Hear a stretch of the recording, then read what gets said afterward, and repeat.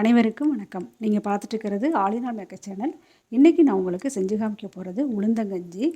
இந்த உளுந்தங்கஞ்சி வந்து உடம்புக்கு ரொம்ப நல்லது. சளி, இருமல் அந்த மாதிரி தொல்லைகள் இருந்தாலும் உளுந்தங்கஞ்சி வச்சு கொடுத்தோம்னா நல்லா எஃபெக்டாக இருக்கும், நல்லா ரெக்கவரி ஆகிடும்.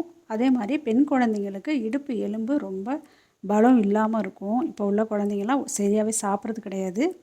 அந்த மாதிரி குழந்தைங்களுக்கு இதை வாரத்தில் ஒரு நாள் கண்டிப்பாக இதை செஞ்சு கொடுத்தோன்னா பிள்ளைங்களுக்கு ரொம்ப நல்லது. இதே மாதிரியே நீங்கள் ட்ரை பண்ணி பாருங்கள். இதுக்குள்ளே தேவையான பொருட்கள் எல்லாமே நான் டிஸ்கிரிப்ஷன் பாக்ஸில் கொடுக்குறேன், நீங்கள் அங்கே போய் பார்த்துக்கலாம். வாங்க எப்படி பண்ணுறதுன்னு வீடியோக்கு போகலாம். வெள்ளை உளுத்தம்பருப்பு 2 டேபிள் ஸ்பூன் எடுத்துகிட்டு ஒரு 1 ஹவர் ஊற வச்சுக்கணும். உங்களுக்கு வேணால் கருப்பு உளுந்து கூட நீங்கள் யூஸ் பண்ணிக்கலாம். இதை மிக்ஸி ஜாரில் நம்ம மாற்றிக்கலாம். ஒரு மிக்ஸி ஜாரில் மாற்றிருக்கேன். இதில் 2 ஏலக்காய் போட்டுக்கலாம்.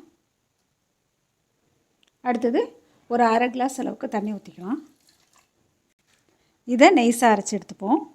இப்போது நெய்ஸாக அரைச்சி எடுத்திருக்கேன்.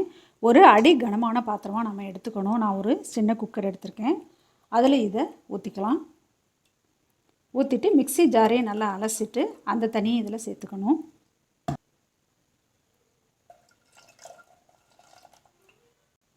இது வந்து 4 பேர் சாப்பிட்ற அளவுக்கு நான் வந்து 2 டேபிள் ஸ்பூன் போட்டிருக்கேன். உங்களுக்கு எத்தனை பேர் சாப்பிட்ணுமோ அதுக்கு தகுந்த மாதிரி நீங்கள் உளுத்தம்பருப்பு ஊற வச்சுக்கலாம். இந்த மாதிரி கன்சிஸ்டன்சியில் கரைச்சிக்கணும்.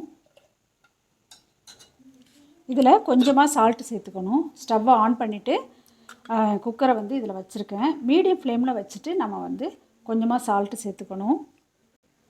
மீடியம் ஃப்ளேம்லேயே வச்சு தான் நம்ம கிளறிட்டே இருக்கணும்.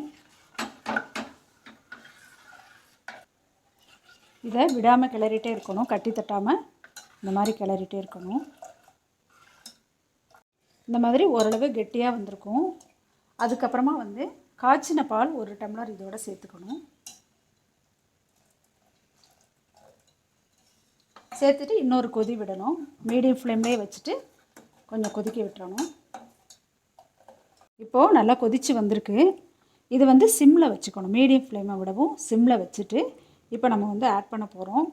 நான் வந்து நாட்டு சர்க்கரை ஒரு 4 டேபிள் ஸ்பூன் அளவுக்கு எடுத்திருக்கேன். நீங்கள் உங்களுக்கு எவ்வளோ தேவையோ அவ்வளோ தூரம் நீங்கள் எடுத்துக்கலாம். நாட்டு சர்க்கரை 4 டேபிள் ஸ்பூன் வந்து போட்டுக்கணும். அடுத்தாப்பில் தேங்காய் துருவல் வந்து எடுத்திருக்கேன். 1 கப்பு போட்டுக்கணும்.